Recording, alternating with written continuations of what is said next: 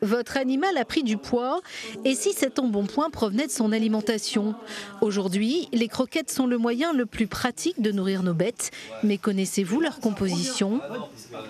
Il y a beaucoup de matières grasses, il y a déjà 15%. Les protéines brutes, je vois pas les glucides, ils ne le mettent pas.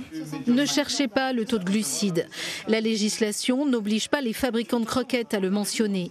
Du sucre, il y en a pourtant plus ou moins, selon les recettes et les marques. La fourchette est large. Des très mauvaises gammes de croquettes, on peut arriver jusqu'à 40%. Après, on peut atteindre des 8-10%, et c'est quand même assez rare, 8-10%, parce que forcément il faut quand même compacter la croquette, on va avoir quand même un apport en amidon. Donc il y aura forcément des sucres, c'est sûr.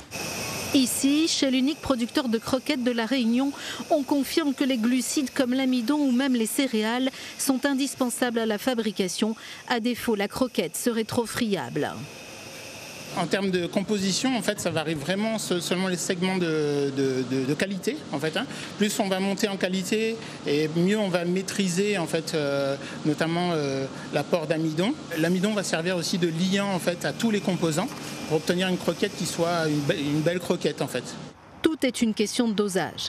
Mais plus il y a de sucre, plus les conséquences peuvent être dommageables sur la santé de votre animal. Le sucre est un aliment un nutriment qui ne doit pas être, qui ne fait pas partie a priori de l'alimentation de nos carnivores, chats ou chiens.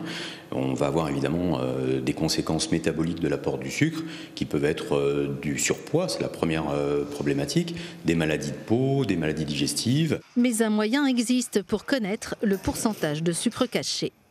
Il suffit de lire la composition, on a 100% d'ingrédients, le pourcentage qui n'existe pas, c'est les sucres. Donc si on fait la somme de tous les ingrédients et qu'on les enlève à 100, eh ben on verra la quantité de sucre qu'on a dans l'alimentation.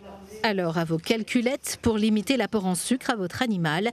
Autre alternative, cuisinez vous-même.